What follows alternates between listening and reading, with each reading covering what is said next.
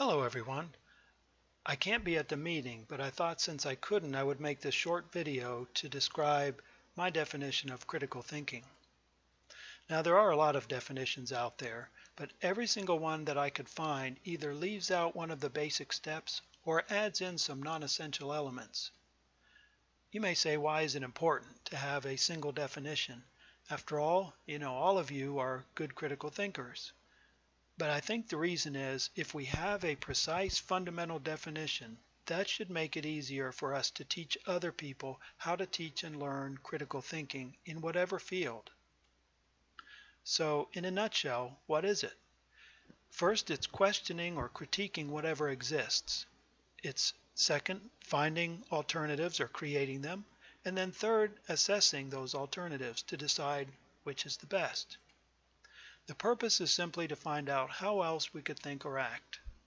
Now, of course, we could spend a lifetime mastering this. A lot goes into it, and we can teach those things. What are we critiquing in the first place? Is it knowledge? Is it our own life? Is it a belief? And then how do we critique it?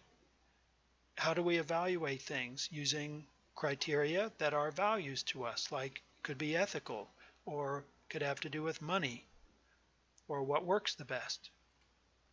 Then how do we find and create alternatives? We can teach people to glean solutions and ideas and things from history, in other words, what exists or has existed, from how things work, that's a scientific approach, and so forth. And then, of course, again, we want to assess those alternatives. It's important to say any definition should involve thinking, not acting. Of course, we want critical thinking to lead to good decisions and better actions, but it doesn't have to, and that's not an essential part of it. It also may seem negative in the sense of being critical, and sure, step one is to critique whatever is, but that's why we don't stop there. To make it productive, you have to start also considering alternatives and evaluating those. It's real world. It's used in the military, in science, in healthcare, in building, in art, everything.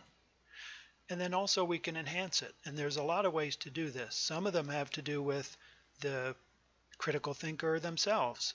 What is their disposition? How can we make them more persistent in being skeptical? Give them metacognitive strategies so that they can think about what they're doing as they do this.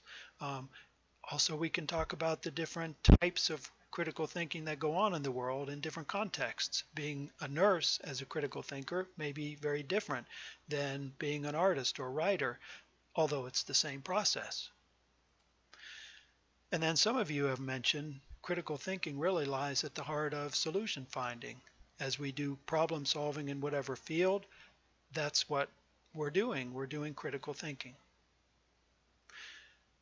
It can be taught in any context. And if you think about these three basic steps, you can always ask, what do we know? What alternatives exist or could exist? And then what would be the most useful? If you watch Mythbusters, you know that's what they do in every episode.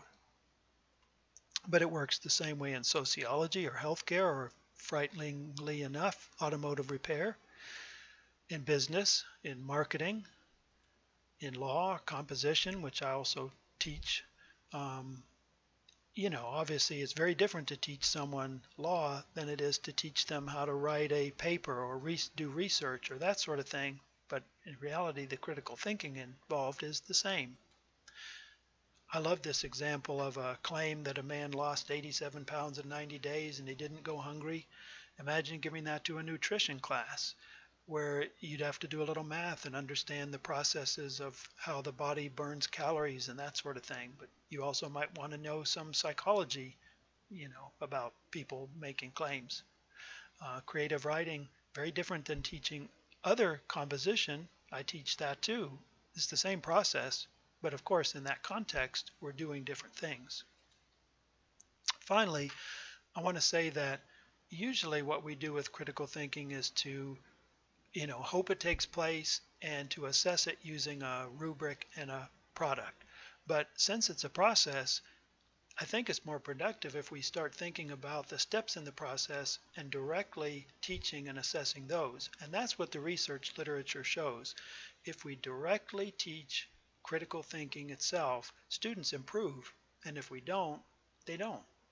So if you think about how we normally assess things, at least in English classes, we give students a project, paper, demonstration, presentation, that sort of thing.